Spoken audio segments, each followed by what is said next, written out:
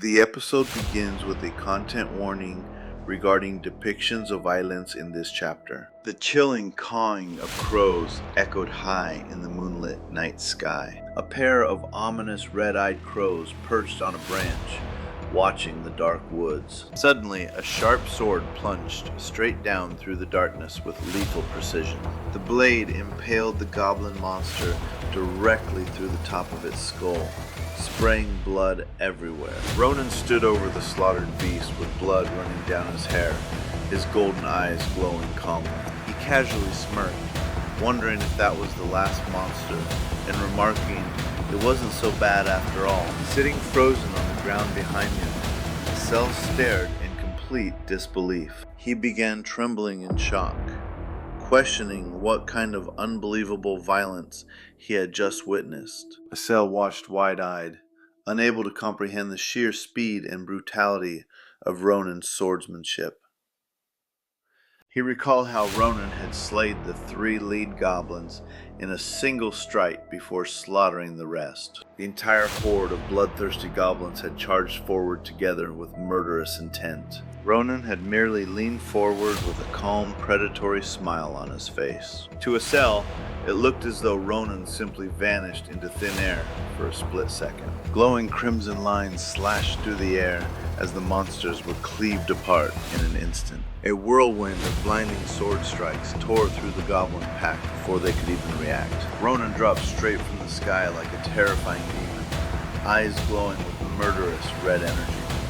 He instantly reappeared right in front of the final monster out of nowhere. A brutal strike severed the goblin's body, sending blood and gore spraying across the clearing. The massive, screaming head of the final goblin was sent flying as the blade cut clean through its neck. Ronan swung his blade around in a swift, practiced motion to clean off the remaining blood. Sel gulped hard in sheer terror, his throat tight as the adrenaline peaked. Looking across the dark dirt path, a horrifying sea of mangled goblin corpses stretched under the full moon. Severed heads, arms, and dismembered torsos covered the ground in thick pools of blood. Ronan turned around and called out to Sel, asking what he was doing and if he planned to just stand there. Sel sprang up in surprise, stammering an apology and admitting he had no idea what came over him. Lowering his sword, Ronan told him there was no need to apologize, and simply instructed him to grab his gear.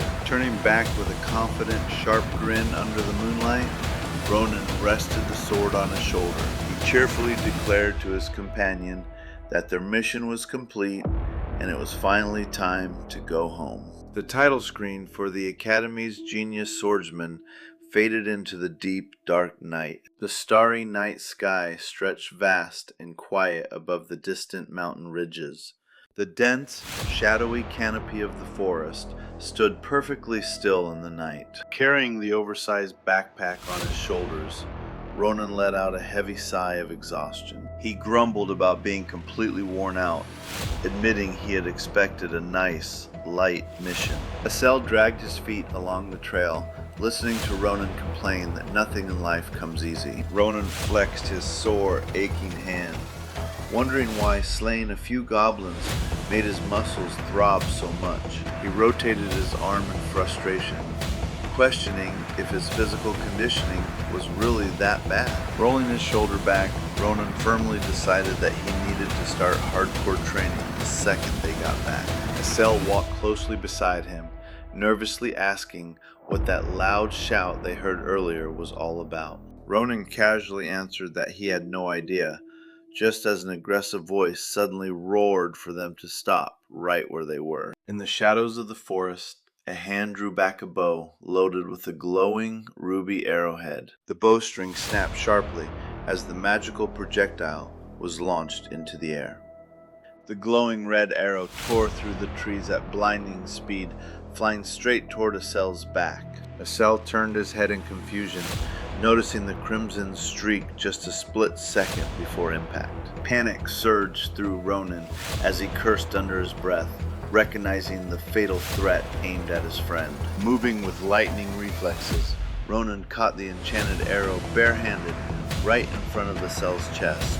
Estelle stared in petrified horror at the lethal projectile clenched firmly in Ronan's grasp. Trembling violently and clutching his head, Estelle shrieked in panic, desperately asking where that attack came from. Ronan's golden eyes narrowed with pure annoyance, wondering if this damn forest was full of annoying idiots. Two smug students in matching crimson uniforms emerged from the woods, coldly demanding to know who the two travelers were. The two students sneered down at them, condescendingly remarking that they were just a couple young kids. Veins bulged along Ronan's fist as he tightly crushed the arrow in pure, rising fury. The archer put on a mockingly polite smile, waving his hand and giving a half-hearted apology to the youngsters. Sauntering forward, the archer claimed they only fired because they heard rustling and assumed it was a monster. His partner's eyes gleamed with undisguised greed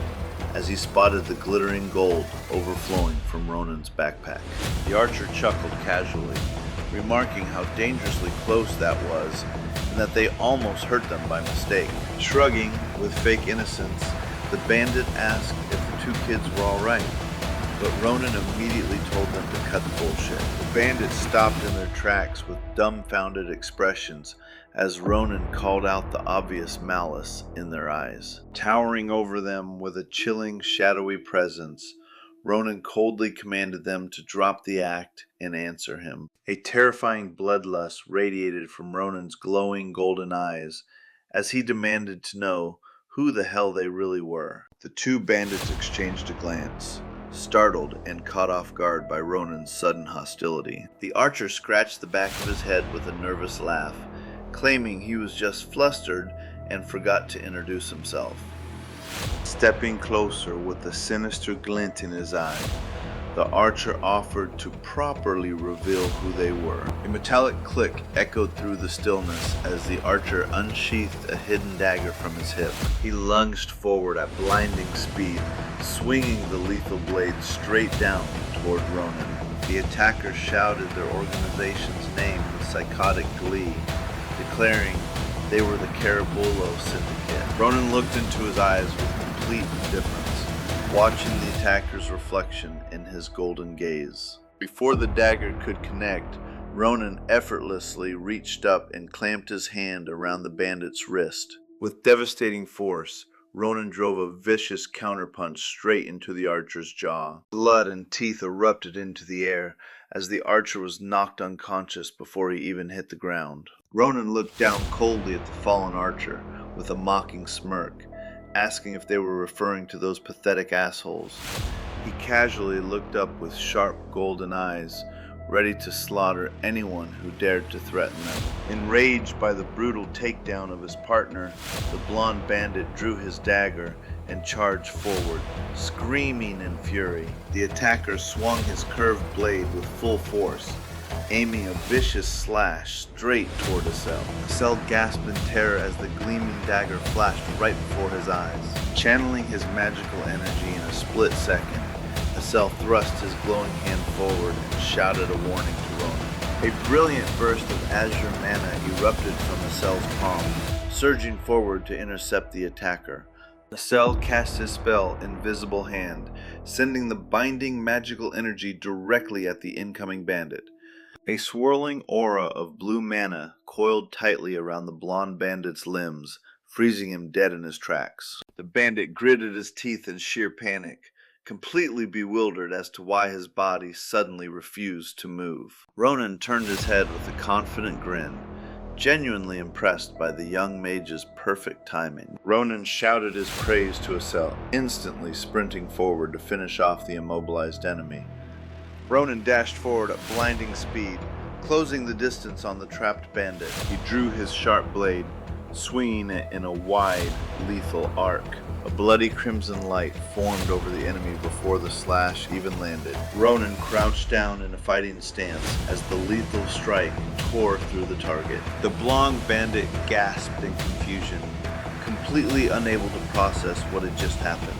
A moment later, red cut lines appeared across his torso, glowing violently.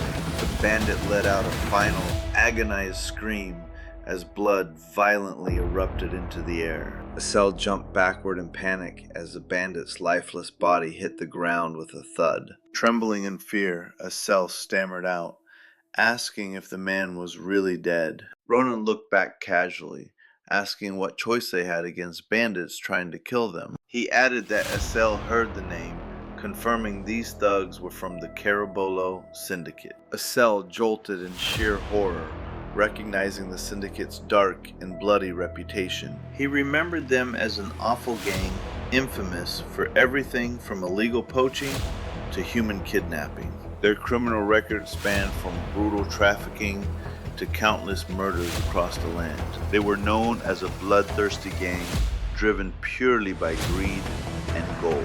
Estelle reminded Ronan that they were the most notorious criminal gang in the entire empire. Ronan coldly agreed, showing zero hesitation in dealing with such scum. With brutal efficiency, Ronan drove his dagger into the archer, ending his life. Ronan explained that these thugs would have harvested their organs and buried them tonight. Estelle shrieked in horror at the dark reality of what could have happened to them. Ronan stated firmly that letting lowlifes like them walk away would be the real crime. He noticed the heavy bag dropped by the bandits, violently twitching on the ground. The sack continued to squirm and move as if something alive was trapped inside. Ronan told Estelle to stop making a fuss and grab his gear so they could check the bag. The bundle suddenly bounced high into the air, startling both travelers. Ronan asked what on earth was inside the sack and why it was moving so violently. Estelle nervously wondered if the poachers had captured some kind of wild creature. A sharp screech pierced the air as a shadowy bird figure erupted from the bag.